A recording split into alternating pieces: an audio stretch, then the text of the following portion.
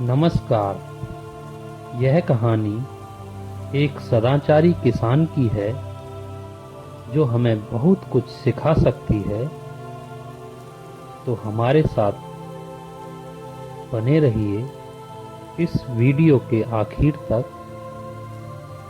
दोस्तों, कहानी कुछ इस तरह से है कि बहुत पुराने जमाने में एक सदाचारी किसान रहता था। वह कृषि कर्म से अपनी जीविका चलाता था। उसका छोटा सा परिवार था, एक पुत्र और एक पुत्री। उसके केवल 2 ही संतान थे। खेती में काम करके जब भी उसे फुर्सत मिलती थी, तब वह अपना जो समय बचता था उसको धर्म भावना और कुशल कर्मों में देता रहता था। दोस्तों, इस प्रकार से वह सदाचारी किसान हमेशा प्रज्ञा और भावना से भरा रहता था और हमेशा प्रसन्न रहता था। दोस्तों, जब उसका पुत्र युवा हो गया, उस सदाचारी किसान ने उसका विवाह एक समान कुल की लड़की के साथ कर दिया। अब उसके परिवार में 5 सदस्य हो गए थे। वह स्वयं था, उसकी पत्नी थी, उसकी पुत्रवधू थी और उसकी पुत्री थी। दोस्तों, पूरा परिवार आपस में बड़े प्रेम भाव से रहता था। वह सदैव अपने परिवार के सदस्यों को यही शिक्षा देता था कि जो भी तुम्हारे पास हो उसमें से दान दो और सदाशील सदाचार का जीवन जियो। मरण स्मृति का ख्याल रखो। सभी वस्तुएं अनित्य हैं। क्षय होना उसका स्वभाव है। प्रमाद की बातों का त्याग कर दो। अतः अप्रमादी होकर प्रेम पूर्वक रहो। दोस्तों, एक दिन किसान अपना खेत जोत रहा था। उसका पुत्र भी खेत में से जो बेकार की घास थी, जो खरपतवार था, उसको निकाल कर जला रहा था। उसके पास, जहां पर वह खरपतवार को निकाल रहा था, एक विषैले सांप का बिल था, जिसमें एक विषैला सांप रहता था। जब धुआं उस सांप की आंखों में लगा तो वह क्रोधित होकर बाहर निकल आया और क्रोध में उसने किसान के युवा पुत्र को डस लिया। सांप के डसने से वह वहीं गिर गया और किसान का जो पुत्र था वह मर गया। लेकिन जो किसान था वह तनिक भी विचलित नहीं हुआ। उसने बैलों को एक ओर खड़ा कर दिया और अपने पुत्र को उठाकर एक वृक्ष के नीचे लिटा दिया। अपने उत्तरीय से उसे ढककर फिर खेत जोतने लगा।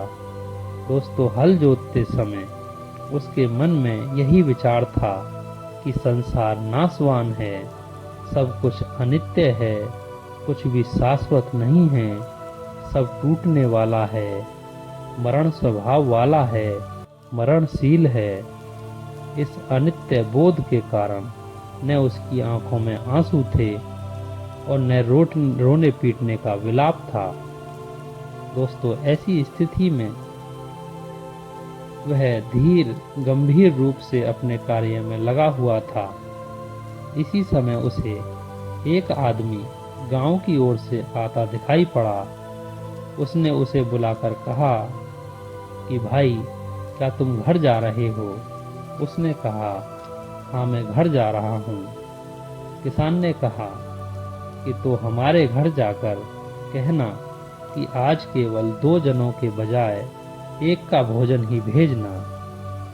उसने किसान की जो पत्नी थी उसको जाकर सूचित करते हुए कहा कि आर्य, आपके स्वामी ने कहलावा भिजवाया है कि एक ही व्यक्ति का भोजन भेजना।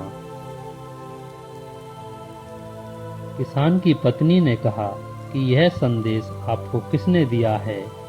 उस व्यक्ति ने कहा कि मुझसे यह बात खुद किसान ने कही है। किसान की जो पत्नी थी उसने समझ लिया कि अवश्य ही कुछ अशुभ बात है, शायद मेरे पुत्र का कुछ अमंगल हो गया है। यह सोचकर उसे भी तनक भी कंपिन ना हुआ और दुख नहीं हुआ, संताप नहीं हुआ। उसने अपनी पुत्री और पुत्रवधू को अपने साथ खेत पर चलने के लिए कहा। तीनों ने साफ कपड़े पहने, हाथों में सुगंधित फूल और आहर लेकर खेत पर जा पहुंचे। मृत पुत्र को देखकर न तो कोई रोया और न ही कोई चिल्लाया। पूरे परिवार ने छाया में बैठकर शांत चित्त होकर खाना खाया। इसके बाद लकड़ियां इकट्ठी कर पुत्र को चिता पर रखा और गंध फूलों से पूजा अर्चना करते हुए उसको मुख अग्नि देकर आग के हवाले कर दिया। इस सब संस्कारों के करते वक्त किसी की भी आंख में एक भी आंसू की बूंद नहीं थी। उसी समय दोस्तों, एक तपस्वी अपने शिष्यों के साथ वहां से गुजर रहा था। तपस्वी जो था उसने दाह क्रिया को देखकर उस स्थान पर एक ओर खड़े होकर पूछा कि तुम लोग क्या कर रहे हो? उन्होंने कहा कि हम चिता जला रहे हैं। तपस्वी ने कहा कि कोई तुम्हारा शत्रु होगा, उसकी चिता जला रहे हो। लेकिन जो किसान था उसने कहा कि शत्रु नहीं, वह मेरा पुत्र था। तो जो तपस्वी था उसने कहा तो अवश्य ही यह आपका अप्रिय पुत्र होगा। किसान ने कहा नहीं स्वामी, यह मेरा बहुत ही प्रिय पुत्र था। तो तुम लोग रो क्यों नहीं रहे हो?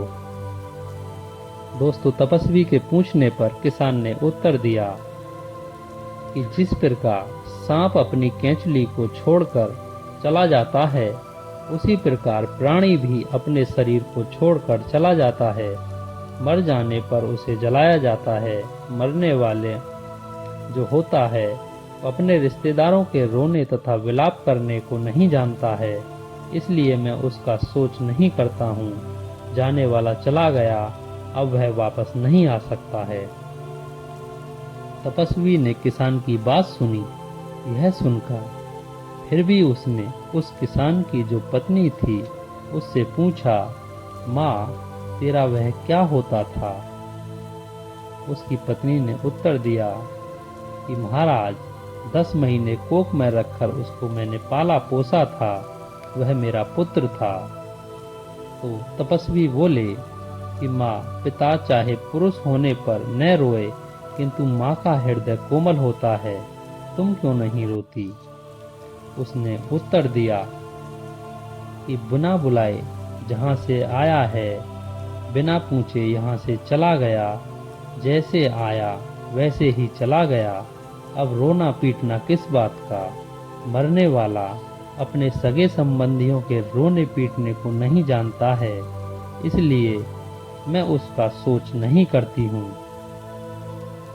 जाने वाला चला गया, अब वह वापस नहीं आ सकता है। तपस्वी ने किसान की बात सुनकर उस मृत की बहन से पूछा, पुत्री यह तेरा क्या होता था? उस पुत्री ने उत्तर दिया कि वह मेरा भाई होता था। तपस्वी बोले, बहनों का तो भाई से बहुत ही प्रगाढ़ प्रेम होता है, उसके वियोग में तू क्यों नहीं रोती?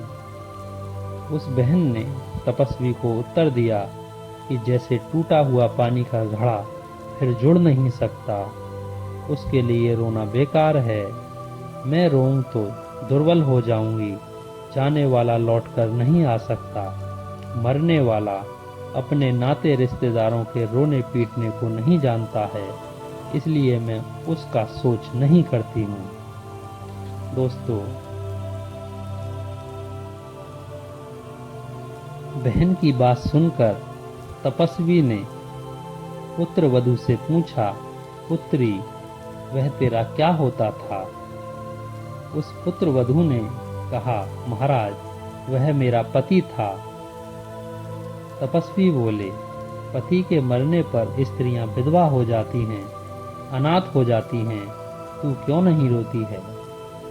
उसने उत्तर दिया कि जैसे बालक चंद्रमा को देखकर उसे लेने के लिए रोता है, वैसे ही मरे हुए प्राणी को पाने के लिए रोना होता है।